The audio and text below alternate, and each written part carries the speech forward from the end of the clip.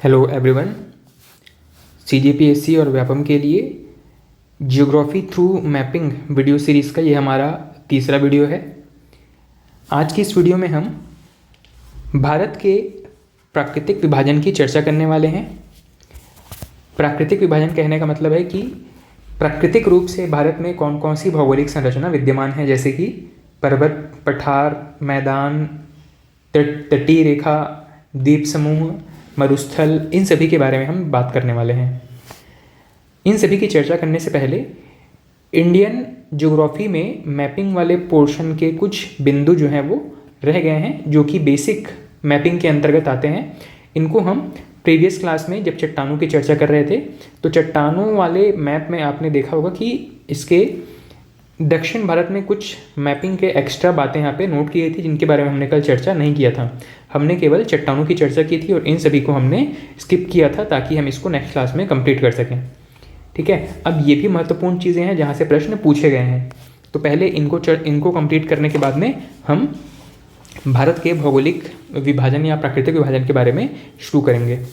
तो यहाँ पे कुछ ऐसी चीज़ें हैं जो कि आपने पहले क्लास में चर्चा में शामिल की थी, जैसे कि अलग अलग क्षेत्रों को डिवाइड करने वाले जो लाइंस हैं, जैसे कि 8 degree channel, 9 degree channel, 10 degree channel, Coco channel, Duncan channel, इन सभी के बारे में हम चर्चा कर चुके हैं। कुछ चीज़ें ऐसी हैं जो कि यहाँ पे बिल्कुल नया है, जिनके बारे में हो सकता है आपने पहले पढ़ा हो और या हो सकता है कि आपको इसके बारे में जानकारी ना हो। इनको पहले यहाँ पर कंप्लीट करते हैं, उसके बाद में हम आज का नया टॉपिक शुरू करेंगे। सबसे पहली चीज़, आप ट्राई कीजिएगा कि 8 डिग्री चैनल और 9 डिग्री चैनल, साथ ही 10 डिग्री चैनल किसको किसको पृथक करती हैं। तो भाई आपको पता है कि 8 डिग्री चैनल किनके बीच में है? 8 डिग्री चैनल है मालदीव और मिनिकॉय द्वीप के बीच में।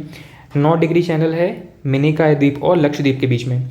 अच्छा, ये चैनल और डिग्री कहने का मतलब क्या है? ये 8 डिग्री, 9 डिग्री या 10 डिग्री किसको दर्शा रहे हैं? ये दर्शा रहे हैं अक्षांश रेखाओं को।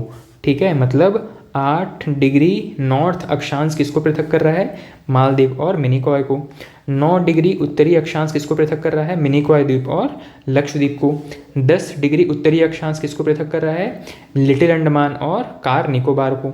ठीक है, साथ ही यहाँ पर एक और चैनल है, एक और पैसेज है, इसको हम कहते हैं डंकन पैसेज। डंकन पैसेज किसको पृथक कर रहा है?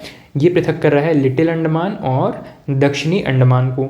साथ ही कोको चैनल किनके बीच में है? ये है कोको आइलैंड और उत्तरी अंडमान के बीच में। ठीक है, इतनी बेसिक चीज़ों की हम चर्चा कर चुके थे। साथ ही अब हमने पिछले क्लास में या फर्स्ट वीडियो में हमने बात किया था कि अंडमान एंड निकोबार आइलैंड किन से बना हुआ है, लक्षद्वीप आइलैंड किससे बना हुआ है। ठीक है, तो ये बेसिक चीज़ों की हम चर्चा कर चुके थे। इसके अलावा कुछ प्रमुख खाड़ियों की चर्चा करें तो भारत में गुजरात से लगा हुआ ये एक एरिया है जिसको हम कहते हैं कच्छ की खाड़ी। ठीक है, तो गुजरात का जो पश्चिमी हिस्सा है इसको हम कहते हैं कच्छ का रण, और इसी से लगा हुआ जो समुद्र क्षेत्र है इसको हम कहते हैं कच्छ की खाड़ी। खाड़ी का मतलब क्या होता है? जो 3 तरफ से भूभाग से घिरा हुआ हो, ऐसे वाटर बॉडी को हम कहते हैं खाड़ी। ठीक है, तो कच्छ की खाड़ी कहाँ पे है? गुजरात के पश्चिमी क्षेत्र में। इसके अलावा एक है खंभात की खाड़ी। खंभात की खाड़ी कहाँ पे है? खंभात की खाड़ी है गुजरात के दक्षिण पूर्वी क्षेत्र में। ठीक है, तो कच्छ की खाड़ी और खंभात की खाड़ी, ये दोनों खाड़ियों के बारे में तो कोई कन्फ्यूजन नहीं होगा, बचपन में हमने इसके बारे में पढ़ा हुआ है। एक और लोकेशन है जो कि तमिलनाडु के आसपास है। तमिलनाडु के जस्ट दक्षिण में, तमिलनाडु से लगा हुआ और तमिलनाडु और श्रीलंका को पृथक करने वाला 2 वाटर बॉडी है यहाँ पे। ठीक है, इसमें जो दक्षिण की तरफ वाटर बॉडी है इसको हम कहते हैं मन्नार की खाड़ी। ठीक है, इसको हम किस नाम से जानते हैं? मन्नार की खाड़ी के नाम से। इसके अलावा मन्नार की खाड़ी के ऊपर एक खाड़ी है, इसको हम कहते हैं पाक की खाड़ी। ठीक है, इसको हम कहते हैं पाक स्ट्रेट या पाक बे, पाक की खाड़ी। साथ ही इसके दक्षिण में मन्नार की खाड़ी। इन दोनों को जोड़ने वाली जो नैरो एक रेखा है इसको हम कहते हैं पाक जल डमरू या पाक जल संधि। ठीक है, ध्यान दीजिएगा, मैं इसको फिर से बिल्कुल क्लियरली यहाँ पे ड्रॉ करने का कोशिश करता हूँ। यहाँ पे छोटा सा कन्फ्यूजन क्या रहता है, हम जनरली इस पूरे एरिया को ही पाक की खाड़ी कह लेते हैं या मन्नार की खाड़ी कह लेते हैं। एक्चुअली में यहाँ पे डिफरेंस क्या है? जो उत्तर की तरफ वाटर बॉडी है इसको हम कहते हैं पाक की खाड़ी, दक्षिण की तरफ जो वाटर बॉडी है इसको हम कहते हैं मन्नार की खाड़ी। ये किनके बीच में है? तमिलनाडु और श्रीलंका के बीच में। इन दोनों को जोड़ने वाली जो पतली सी वाटर बॉडी है इसको हम कहते हैं पाक जल संधि या पाक जलडमरू या पाक स्ट्रेट। ध्यान रहेगा, ऊपर की तरफ है पाक की खाड़ी, नीचे की तरफ है मन्नार की खाड़ी, और दोनों को जोड़ने वाली जो पतली नैरो सी एक रेखा है जो वाटर बॉडी है इसको हम कहते हैं पाक जल डमरू या पाक स्ट्रेट। ठीक है, कन्फ्यूजन नहीं रखिएगा, इसमें 3 चीज़ें विद्यमान हैं, इसी एक एरिया में 3 चीज़ें शामिल हैं। मन्नार की खाड़ी दक्षिण में, उत्तर की तरफ है पाक की खाड़ी, दोनों को जोड़ने वाली जो रेखा है इसको हम कहते हैं, जो जोड़ने वाली जल संधि है इसको हम कहते हैं पाक जल संधि या पाक जल डमरू या पाक स्ट्रेट। तीनों ही नाम इसके लिए प्रचलित हैं। ठीक, तो इसको यहाँ पर याद रखिएगा, ये जो वाटर बॉडी है इसको हम कहते हैं पाक की खाड़ी। ये पाकिस्तान वाला पाक नहीं है, ये है PALK, एक ब्रिटिश अधिकारी थे, उनका नाम शायद उनके नाम के अंत में पाक लगा होता था, पाक PALK, ये वर्ड उनके नाम के साथ जुड़ा हुआ था, इसीलिए इसको कहा जाता है पाक की खाड़ी। इसका स्पेलिंग क्या है? PALK, जबकि पाकिस्तान वाला पाक कैसा है? PAK। ठीक है, तो ये पाकिस्तान वाला पाक नहीं है, ध्यान रखिएगा। ठीक, तो यहाँ पे पाक की खाड़ी, नीचे मन्नार की खाड़ी, दोनों को जोड़ने वाली रेखा कौन सी है? पाक जलडमरू या पाक स्ट्रेट। ठीक, इसको क्लियर करेंगे। इसके बाद में नेक्स्ट है कि कोई भी जो देश है उनके आसपास जो समुद्र तटीय क्षेत्र है उनको कहाँ तक एक्सेस प्राप्त होता है, किसी भी देश को अपने आसपास जो वाटर बॉडी है उनमें किस क्षेत्र तक या कितनी दूरी तक उनको अधिकार प्राप्त होता है, इसको दर्शाने के लिए यहाँ पर 2-3 बिंदु लिखे हुए हैं। जैसे कि एक है यहाँ पे 12 लिखा है, एक 24 लिखा हुआ है और एक 200 लिखा है। इसका मतलब क्या है? तो अब इनको ध्यान रखिएगा। किसी भी देश की जो समुद्री तटीय क्षेत्र है, किसी भी देश का जो समुद्र तटीय क्षेत्र है, इसको भाई समुद्र तटीय क्षेत्र तो किसी भी देश का बहुत रफ हो सकता है, जैसे कि आप देखोगे तो बहुत ही अनइवन टाइप का है हमारा जो आपका तटीय जो क्षेत्र है वो बहुत ही अनइवन है। अनइवन कहने का मतलब है कहीं पे काफ़ी अंदर तक धंसा हुआ है, काफ़ी किसी क्षेत्र में काफ़ी बाहर तक निकला हुआ है। जो लैंड एरिया है कहीं पे अंदर धंसा हुआ है, कहीं पे बहुत बाहर निकला हुआ है। तो इन सभी को हम क्या करते हैं, एक बेसिक स्ट्रेट लाइन से मिलाने का प्रयास करते हैं। ठीक है, ये जो स्ट्रेट लाइन है इनसे फिर हम समुद्र क्षेत्र में अपनी दूरी मापते हैं। ठीक, तो अब यहाँ पे ध्यान रखिएगा कि किसी भी देश की जो समुद्र तटीय सीमा है उसके बारे में क्या क्या बिंदु याद रखना है। एक तो है 12 नॉटिकल मील, एक है 24 नॉटिकल मील और एक है 200 नॉटिकल मील या नॉटिकल माइल्स कहते हैं। अब इसमें क्या क्या डिफरेंस है इसको थोड़ा सा देखिएगा कि किसके बारे में कितनी दूरी को हम किस चीज़ के लिए यूज़ कर सकते हैं। ठीक, सबसे पहली चीज़, हमारा जो मुख्य भूभाग है तट क्षेत्र में, हमारा जो मुख्य भूभाग है वहाँ से 12 नॉटिकल माइल्स समुद्र की तरफ जो 12 नॉटिकल माइल्स तक की दूरी है इसको हम कहते हैं टेरिटोरियल क्षेत्र या प्रादेशिक क्षेत्र। इसको हम कहते हैं प्रादेशिक क्षेत्र या टेरिटोरियल क्षेत्र। ये जो पूरा एरिया है इसमें हमें 100% अधिकार प्राप्त होता है, पूर्ण अधिकार प्राप्त होता है। ठीक है, पूरी तरीके से भारत के जो लैंड एरिया के अंदर जैसे रूल्स लागू हैं वही सेम रूल्स इस 12 नॉटिकल माइल्स तक की दूरी में भी लागू रहते हैं। मतलब भारत का पूर्ण अधिकार है इस क्षेत्र में, टोटल सॉवरेनिटी है 12 नॉटिकल माइल्स तक की दूरी तक। अगला है मुख्य भूभाग से 24 नॉटिकल माइल तक की दूरी तक। मतलब शुरू का 12 तो पूरा अधिकार है, उसके बाद का जो 12 है उसको मिला करके 24 नॉटिकल माइल हो जाएगा। तो 24 नॉटिकल माइल तक की दूरी को हम कहते हैं कॉन्टिग्यूअस जोन या इसको हम कहते हैं संलग्न क्षेत्र। संलग्न क्षेत्र या इसको एक और नाम से जानते हैं अविच्छिन्न क्षेत्र के नाम से। संलग्न क्षेत्र या अविच्छिन्न क्षेत्र, इसमें हमारे जो अधिकार हैं वो थोड़े से कम हो जाते हैं।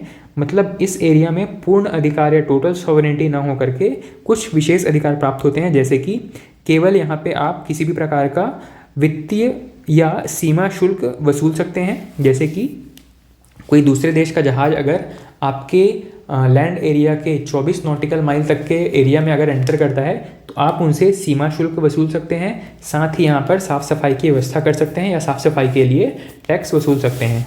ठीक है। तो कॉन्टिग्यूअस जोन या संलग्न क्षेत्र, इसमें पूर्ण अधिकार या पूर्ण स्वामित्व प्राप्त नहीं होता है, बल्कि केवल और केवल वित्तीय अधिकार प्राप्त होते हैं। मतलब इस क्षेत्र में अगर कोई शिप एंटर करेगा, जैसे ही 24 नॉटिकल माइल तक की दूरी के अंदर कोई शिप एंटर करेगा, वो आपको फीस पे करने के लिए बाध्य हो जाएगा, ठीक है। तो 12 नॉटिकल माइल तक की दूरी में पूर्ण अधिकार, 24 नॉटिकल माइल तक की दूरी के लिए संलग्न क्षेत्र कहते हैं, और यहाँ पे केवल वित्तीय अधिकार प्राप्त होते हैं।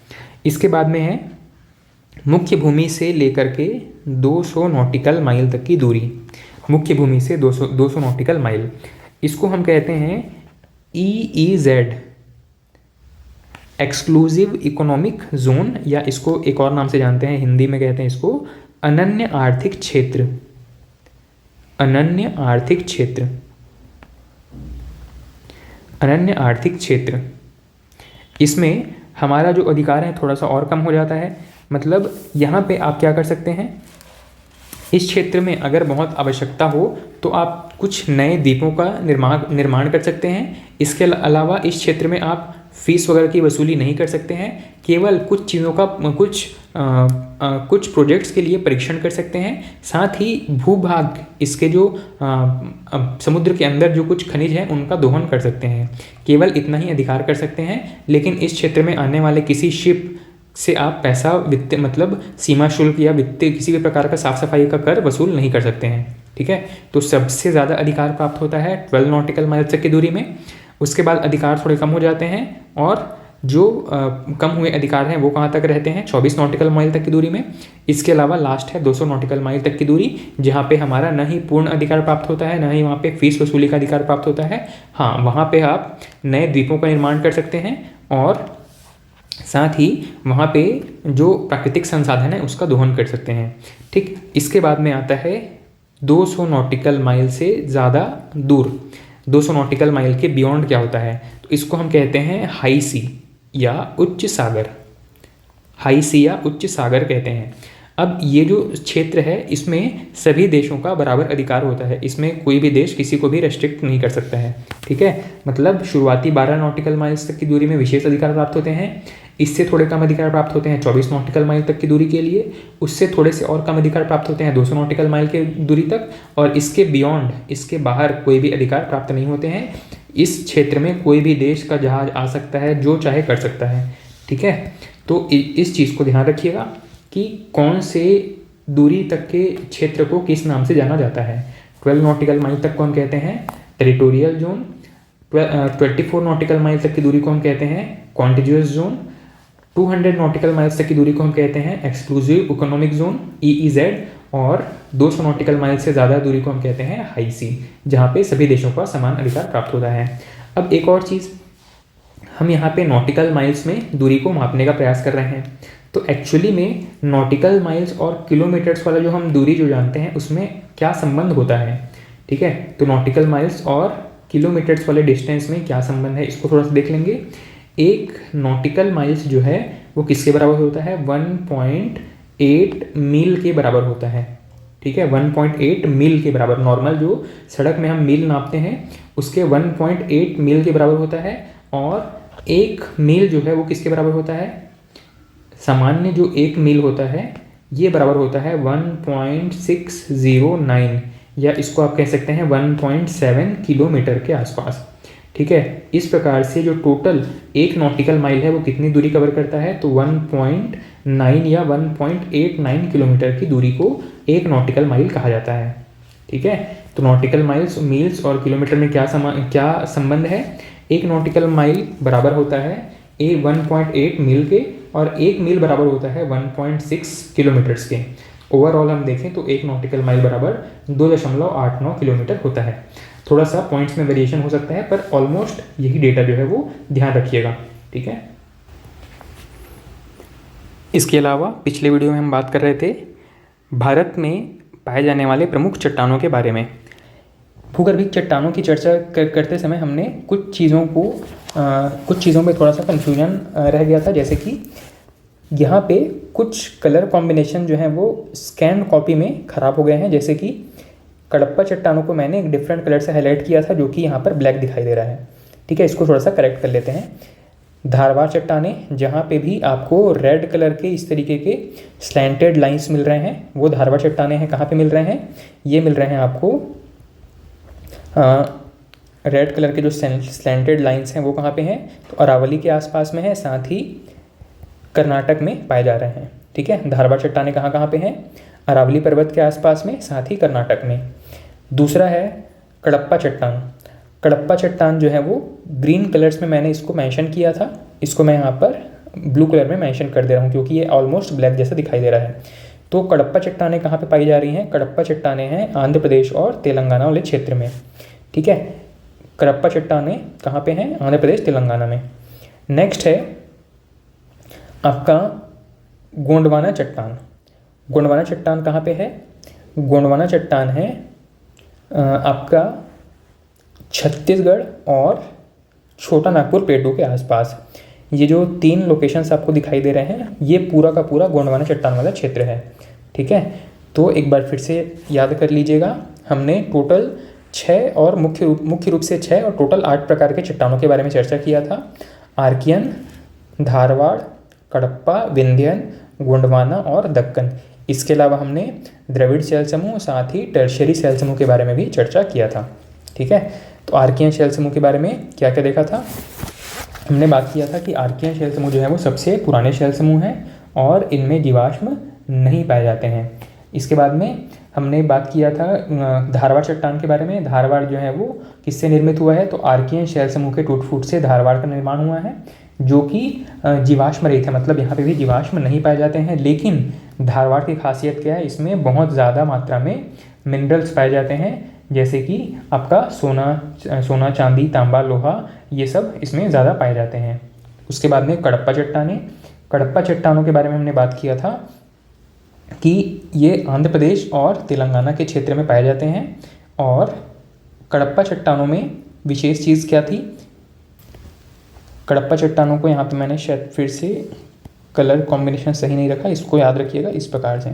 कडप्पा चट्टानों को हमने ग्रीन कलर से मैप में मेंशन किया था, लेकिन इसमें थोड़ा सा स्कैन करने के बाद में कलर्स थोड़ा से चेंज हो गए थे।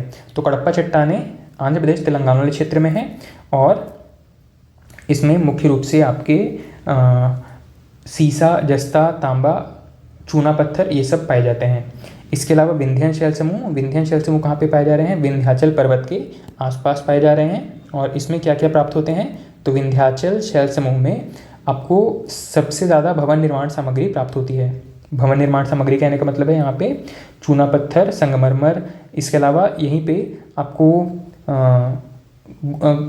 हीरे की खानें भी पाई जाती हैं। ठीक है, यहाँ पे हीरे की कई प्रकार की खानें प्राप्त होती हैं। साथ ही द्रविड़ शैल समूह। द्रविड़ शैल समूह मैंने बताया था तटीय क्षेत्रों में है और इसमें खूब अवसाद पाए जाते हैं। अवसाद और जीवाश्म के अवशेष पाए जाते हैं। इसके अलावा गोंडवाना शैल समूह। गोंडवाना शैल समूह कहाँ पे था? छत्तीसगढ़ और छोटा नागपुर पठार के क्षेत्र में गोंडवाना शैल समूह है। ये कोयले के लिए बहुत ज़्यादा फेमस है। नेक्स्ट है आपका दक्कन शैल समूह। गोंडवाना शैल समूह के बाद में दक्कन शैल समूह, ये बेसाल्ट युक्त लावा से बना है, जो कि मध्य प्रदेश, गुजरात और राजस्थान, मध्य प्रदेश, गुजरात और महाराष्ट्र वाले क्षेत्र में पाए जाते हैं। ये काली मिट्टी के लिए बहुत ज़्यादा फेमस है।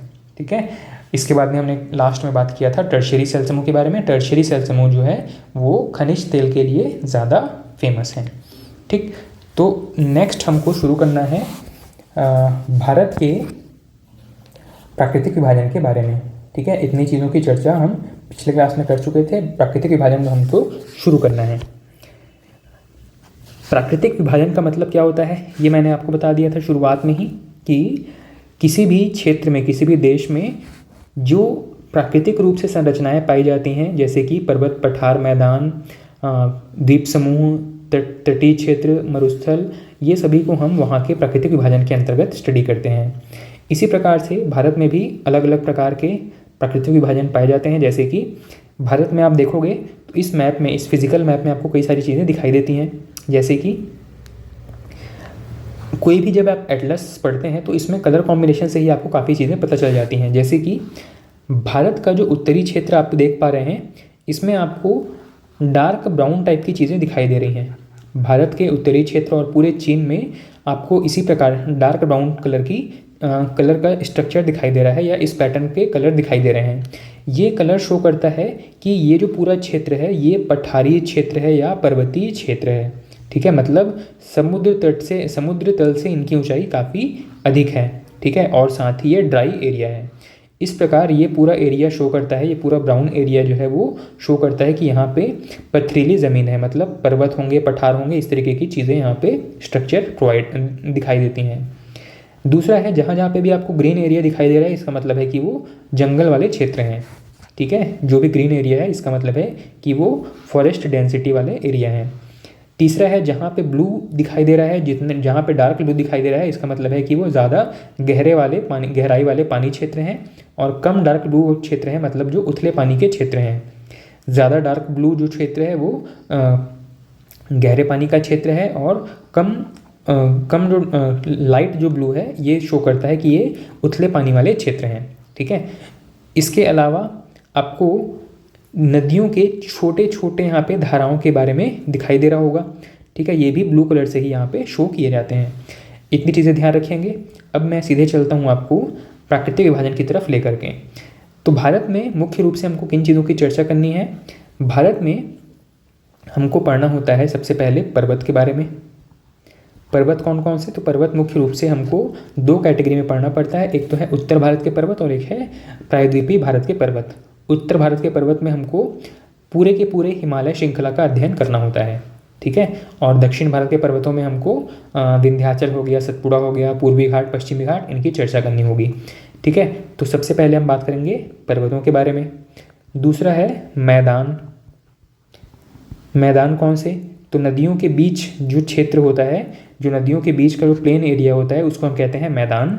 और मैदानी क्षेत्रों की बात करें तो सबसे महत्वपूर्ण है गंगा यमुना का मैदान। इसके अलावा पंजाब के क्षेत्र में भी बहुत सारे मैदान पाए जाते हैं। मैदान का मतलब है कि जो प्लेन सरफेस है जहाँ पे नदियों के द्वारा लाए गए निक्षेपों से वो जो पूरा एरिया उबड़ खाबड़ वाला था वो अब प्लेन हो चुका है, तो इन प्लेन क्षेत्रों को हम मैदान के नाम से जानते हैं। तीसरा है प्रायद्वीपीय पठार। तीसरा है पठार। पठार कौन कौन से पाए जाते हैं? तो भारत का जो प्रायद्वीपीय क्षेत्र है इसमें बहुत सारे पठार पाए जाते हैं, इनको हम एक एक करके चर्चा करेंगे। चौथा है तटीय क्षेत्र। तटीय क्षेत्र समुद्र तट से लगा हुआ जो प्रायद्वीपीय भारत का क्षेत्र है, इसमें अलग अलग तटीय क्षेत्रों की अलग अलग विशेषताएं हैं, इनको पृथक नामों से जाना जाता है, इनके बारे में हम चर्चा करेंगे। अगला है हमारे द्वीप समूह। द्वीप समूह के बारे में काफ़ी कुछ जानने को है। वैसे मैं बहुत सारी चीज़ें आपको पहले डिस्कस कर चुका हूँ डे 1 में, कि अंडमान निकोबार आइलैंड किनसे बना हुआ है, इसके अलावा लक्षद्वीप आइलैंड किससे बना हुआ है, यहाँ की महत्वपूर्ण विशेषताएं क्या क्या हैं, इन सभी की चर्चा मैं पहले ही कर चुका हूँ और उतनी ही चीज़ें एग्जाम में पूछी जाती हैं। ठीक है, नेक्स्ट हम चर्चा करेंगे पर्वत, पठार, मैदान, द्वीप, तट क्षेत्र हो गया, द्वीप हो गया। एक और स्ट्रक्चर जो है वो इंडिया में पाया जाता है वो है मरुस्थल। मरुस्थल, ठीक है, तो इन सभी के बारे में जो भी चीज़ें एग्जाम के हिसाब से महत्वपूर्ण है इनकी चर्चा हम करते चलेंगे। सबसे पहले हम बात करना शुरू करेंगे अपने पर्वत क्षेत्र के बारे में। भारत में पर्वतीय क्षेत्र को हम दो पार्ट में कैटेगराइज करते हैं। भारत में पर्वतों को दो पार्ट में कैटेगराइज किया जाता है। सबसे पहला है उत्तर भारत के पर्वत और दूसरा है प्रायद्वीपीय भारत के पर्वत। ठीक है, उत्तर भारत के पर्वत में हमको किन के बारे में पढ़ना है? मुख्य रूप से हिमालय के बारे में पढ़ने को मिलता है। उत्तर भारत के पर्वत में मुख्य रूप से हमको हिमालय के बारे में पढ़ना है, और प्रायद्वीपीय भारत के पर्वत में हमको विंध्याचल के बारे में देखना है, सतपुड़ा पढ़ना है।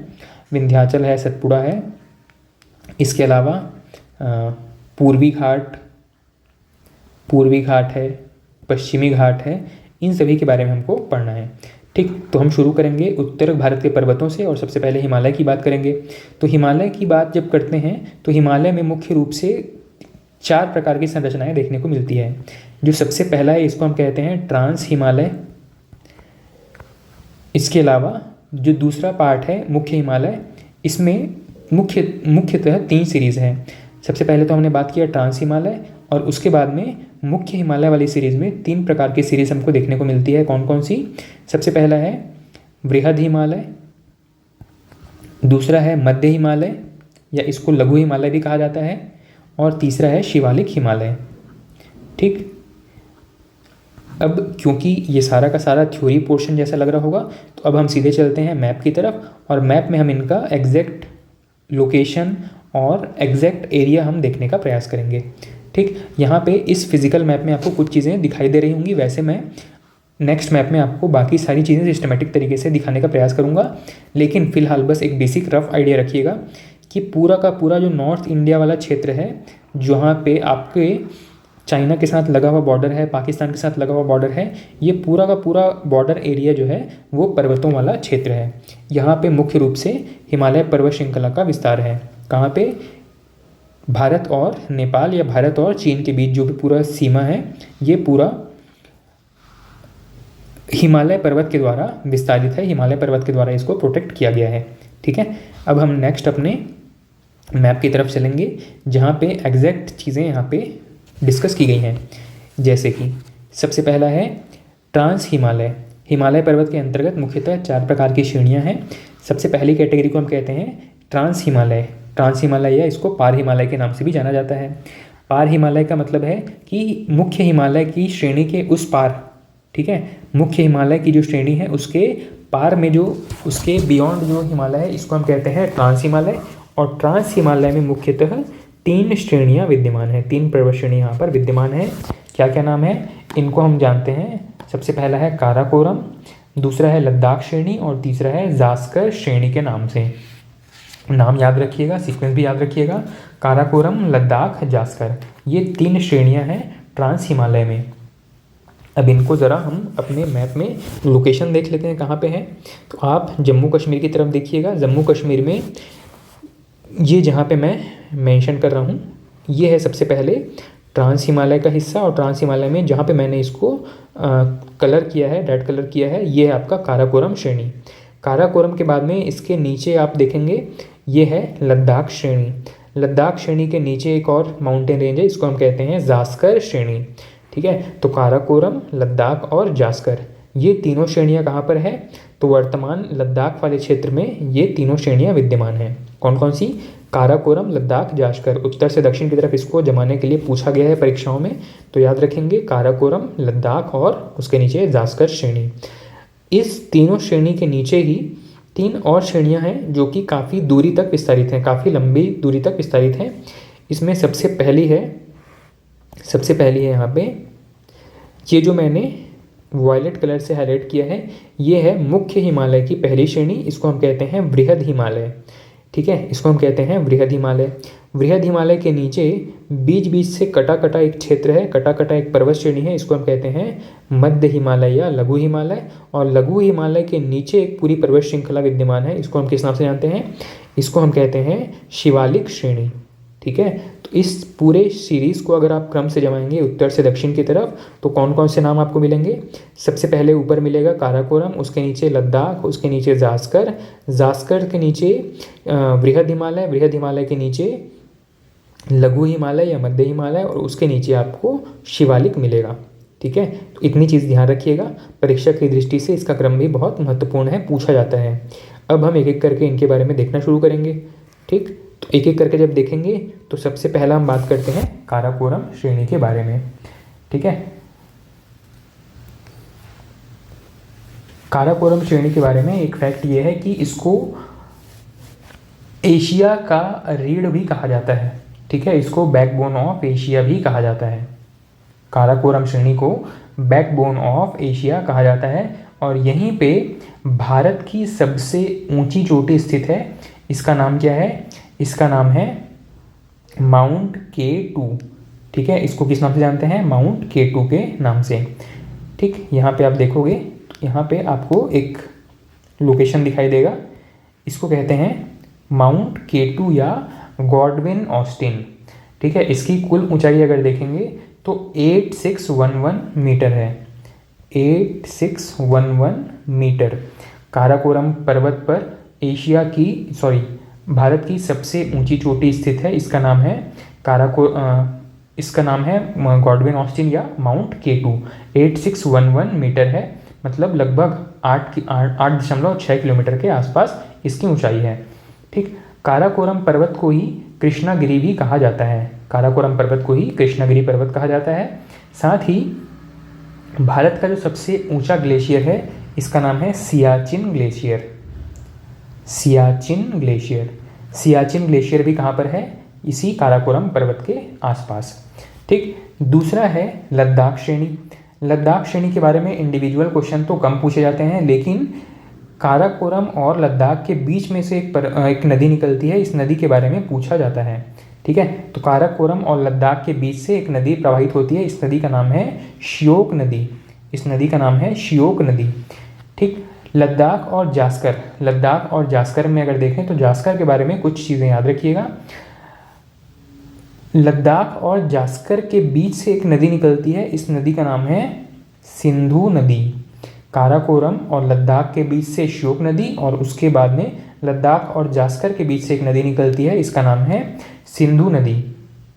ठीक है, इसके अलावा लद्दाख और जास्कर के बारे में इंडिविजुअली क्वेश्चन बहुत कम पूछे गए हैं। बस ये याद रखेंगे कि काराकोरम, लद्दाख, जास्कर ये 3 उत्तर से दक्षिण की तरफ पर्वतों की श्रृंखला है, जिसमें से काराकोरम और लद्दाख के बीच से श्योक नदी निकलती है और लद्दाख तथा जास्कर के बीच से एक नदी निकलती है, इसका नाम है सिंधु नदी। ठीक, इसको थोड़ा सा यहाँ पर ध्यान से देखेंगे, आपको आसानी से समझ में आ जाएगा। काराकोरम और लद्दाख, काराकोरम और लद्दाख के बीच से एक नदी निकल रही है, इसका नाम क्या है? इसका नाम है श्योक नदी। और लद्दाख तथा जास्कर के बीच से जो नदी निकल रही है इसका नाम है सिंधु नदी। ठीक, सबसे ऊपर में यहाँ पे काराकोरम रेंज, उसके नीचे है श्योक नदी, उसके नीचे है लद्दाख रेंज, उसके नीचे है सिंधु नदी और उसके भी नीचे है जास्कर श्रेणी।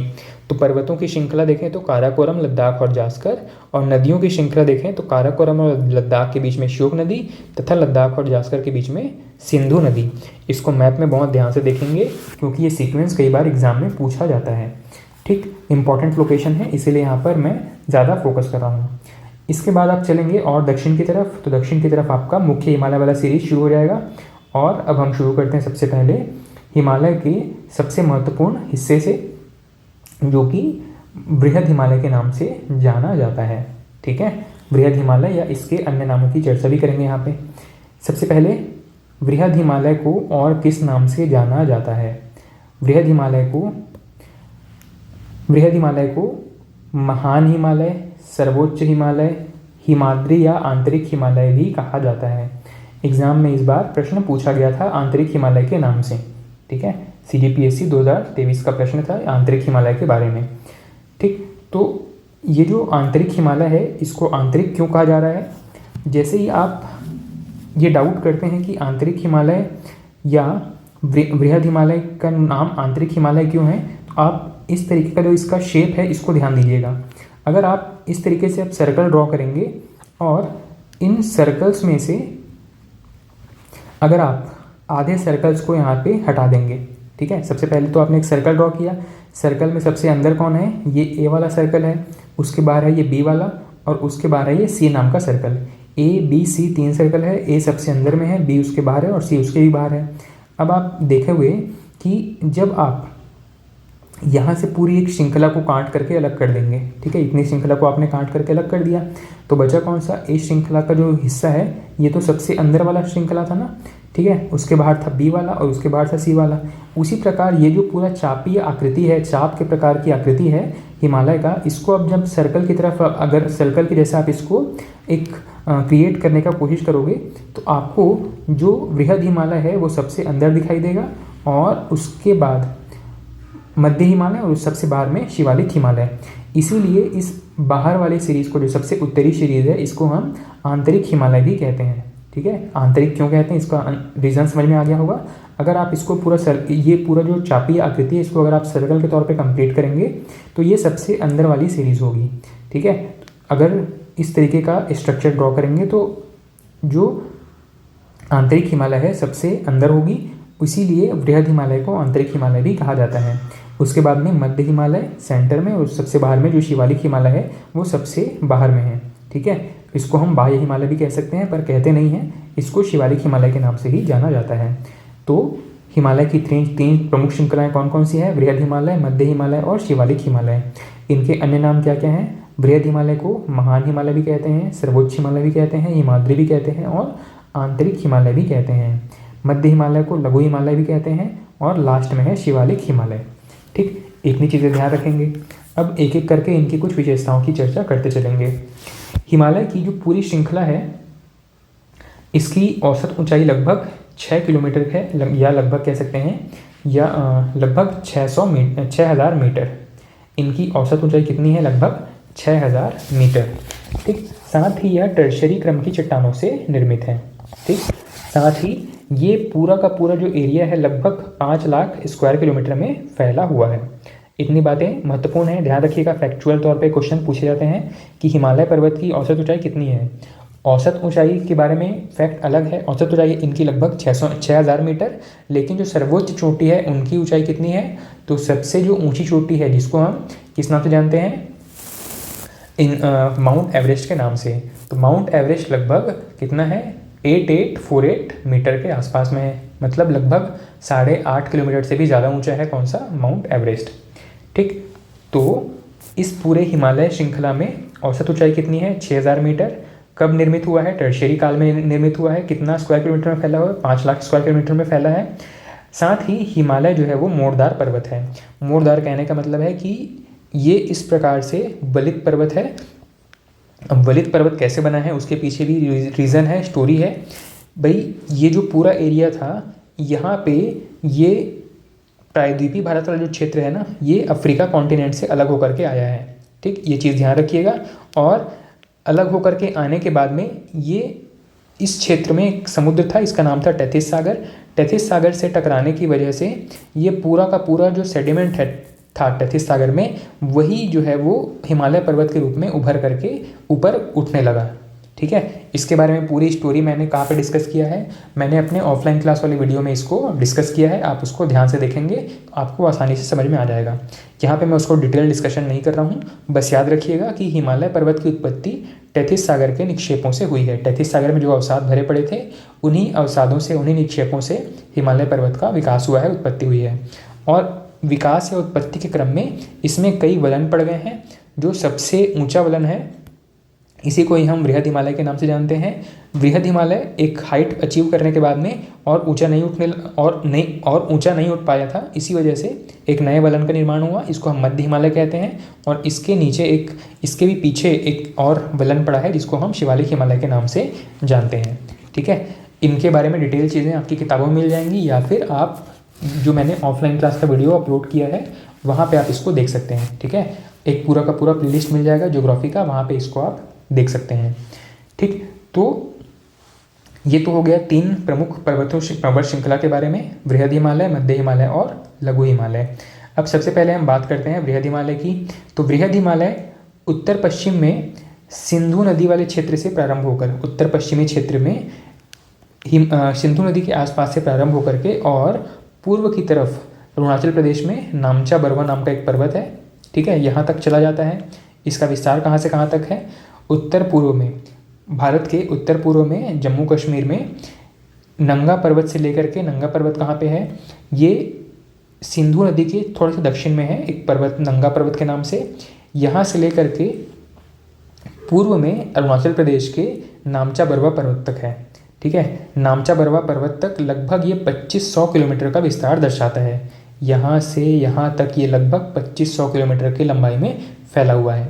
इसके बाद क्या होता है? इसके बाद अचानक ये दक्षिण की तरफ वलन या दक्षिण की तरफ मुड़ जाता है और भारत तथा म्यांमार की सीमा रेखा बनाता हुआ ये बंगाल की खाड़ी में विलीन हो जाता है, बंगाल की खाड़ी में डूब जाता है। बंगाल की खाड़ी में डूबने के बाद इसके कुछ अवशेष हमको अंडमान निकोबार आइलैंड के रूप में दिखाई देते हैं। मतलब आप ये कह सकते हैं कि पूरा का पूरा अंडमान निकोबार भी हिमालय पर्वत श्रेणी का हिस्सा है। ठीक है, हिमालय पर्वत का हिस्सा है अंडमान निकोबार श्रेणी। दूसरी महत्वपूर्ण चीज़ है कि इसी बृहद हिमालय पर हमारे देश के कुछ बहुत महत्वपूर्ण या सबसे ऊंची चोटियाँ विद्यमान हैं। जैसे कि हमारे देश ने कहें कि विश्व की सबसे ऊंची चोटियाँ, कुछ प्रमुख ऊंची चोटियाँ यहाँ पर विद्यमान है, जिसमें कि एक है माउंट एवरेस्ट। ठीक है, माउंट एवरेस्ट, इसको नेपाल या चीन वाले क्षेत्र में या तिब्बत वाले क्षेत्र में इसको सागर माथा के नाम से जानते हैं। ठीक है, ये पूरा का पूरा जो क्षेत्र है वो नेपाल में फैला हुआ है और इसको माउंट एवरेस्ट को सागर माथा के नाम से जानते हैं नेपाली भाषा में। अब ये जो माउंट एवरेस्ट है, इसके अलावा यहाँ पे कौन कौन से प्रमुख पर्वत हैं? तो माउंट एवरेस्ट के अलावा यहाँ पे है कंचनजंगा, मकालू, मसालू, धौलागिरी, अन्नपूर्णा। ये सभी कुछ महत्वपूर्ण और ऊंची चोटियाँ हैं जो कि बृहद हिमालय पर ही विस्तारित हैं, बृहद हिमालय पर ही फैली हुई हैं। ठीक है, कौन कौन सी? तो माउंट एवरेस्ट, कंचनजंगा, मकालू, मसालू, धौलागिरी, अन्नपूर्णा, ये सभी ऊंची चोटियाँ हैं कहाँ पे? बृहद हिमालय में।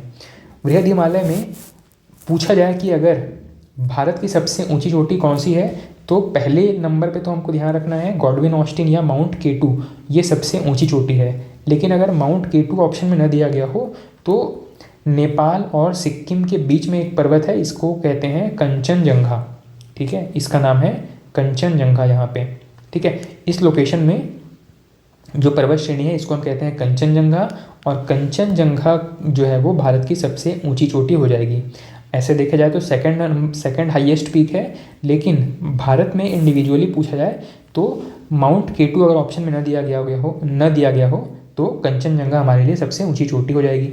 ठीक है, इस प्रकार से बृहद हिमालय तक में इतनी महत्वपूर्ण चीज़ें थी। इसके अलावा बृहद हिमालय या इसके आसपास के जो क्षेत्र हैं वहीं से कुछ प्रमुख नदियों का उद्गम होता है, जैसे कि गंगा, यमुना इत्यादि। बहुत सारी छोटी छोटी नदियों का भी उद्गम होता है, लेकिन यहाँ पे गंगा और यमुना प्रमुख हैं। ठीक है, गंगा जो है वो गंगोत्री ग्लेशियर से और यमुना जो है वो यमुनोत्री ग्लेशियर से। कहाँ से? बृहद हिमालय के ही तटवर्ती, बृहद हिमालय के ही नीचे या बृहद हिमालय के आसपास के क्षेत्रों से ही इन दोनों नदियों का उद्गम होता है। ठीक, इस प्रकार हमने आज की क्लास में क्या क्या चर्चा किया? हमने बात किया कि भारत की जो तटीय रेखा है, तटीय सीमा है, वहाँ से 12 नॉटिकल माइल, 24 नॉटिकल माइल और 200 नॉटिकल माइल की दूरी में किसको किसको क्या अधिकार प्राप्त हैं और भारत को क्या अधिकार प्राप्त हैं।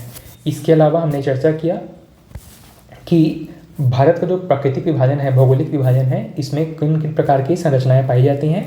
तो मुख्यतः यहाँ पे पर्वत, पठार, मैदान, इसके अलावा नदी अफवाह तंत्र भी हम इसी में रख सकते हैं। ठीक है, इसके अलावा मरुस्थल हो गए, तटवर्ती क्षेत्र हो गए, साथ ही द्वीप समूह हो गए। इन सभी को हम भारत के प्राकृतिक विभाजन के अंतर्गत पढ़ने वाले हैं। आज की क्लास में हमने भारत के प्राकृतिक विभाजन में सबसे पहले शुरू किया पर्वत के बारे में, और पर्वत को हम दो प्रकार से बांटते हैं। कौन कौन से? एक तो है उत्तर भारत के पर्वत और एक है प्रायद्वीपीय भारत के पर्वत। उत्तर भारत के पर्वतों में मुख्यतः हिमालय की ही चर्चा होती है, और हिमालय जो है वो दो कैटेगरी में डिवाइडेड है। एक तो है ट्रांस हिमालय और एक है मुख्य हिमालय। एक है ट्रांस हिमालय और एक है मेन या मुख्य हिमालय। ट्रांस हिमालय में तीन प्रकार की पर्वत श्रेणियाँ हैं। सबसे पहले है काराकोरम, उसके नीचे है लद्दाख और उसके नीचे है जास्कर। मुख्य हिमालय भी 3 अलग अलग पर्वत श्रेणियों में फैली हुई है। सबसे ऊपर में है आपका बृहद हिमालय, उसके नीचे है मध्य हिमालय और उसके नीचे है शिवालिक हिमालय। आज हमने बृहद हिमालय तक की चीज़ों की चर्चा की है। क्या क्या चर्चा किया बृहद हिमालय के बारे में? कि इसको हिमाद्री या आंतरिक हिमालय के नाम से जाना जाता है। ठीक है, इसकी औसत ऊंचाई कितनी है? तो पूरा का पूरा जो हिमालय श्रृंखला है इसकी औसत ऊंचाई है लगभग 6600 मीटर।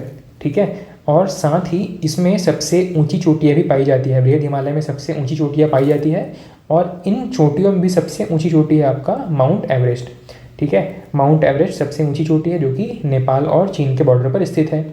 ठीक, माउंट एवरेस्ट के अलावा अन्य प्रमुख चोटियाँ जो हैं वो हैं मकालू, मसालू, कंचनजंगा, धौलागिरी, अन्नपूर्णा। ये सभी इसी बृहद हिमालय की महत्वपूर्ण और ऊंची चोटियाँ हैं। इनका विस्तार कहाँ से कहाँ तक है? तो बृहद हिमालय का विस्तार है जम्मू कश्मीर में नंगा पर्वत से लेकर के अरुणाचल प्रदेश में नामचा बरवा पर्वत तक लगभग 2500 किलोमीटर के आसपास तक फैला है, और नामचा बरवा पर्वत के बाद में अरुणाचल प्रदेश से दक्षिण की तरफ मुड़ जाता है। ये भारत और म्यांमार की सीमा रेखा बनाता है। ठीक है, साथ ही अरब सागर में ये विलीन हो जाता है और आगे चल करके अंडमान निकोबार आइलैंड्स के रूप में हमें यही जो हिमालय पर्वत है वो दिखाई देता है। ठीक, इतनी चीज़ों की चर्चा कर चुके हैं। बाकी इसके बाद हम मध्य हिमालय और शिवालिक हिमालय इन पर्वतों की चर्चा, साथ ही प्रायद्वीपीय भारत के जो प्रमुख पर्वत हैं उनकी चर्चा हम नेक्स्ट क्लास में कंटिन्यू करेंगे। ठीक है, तो आज की क्लास में इतना ही। Thank you.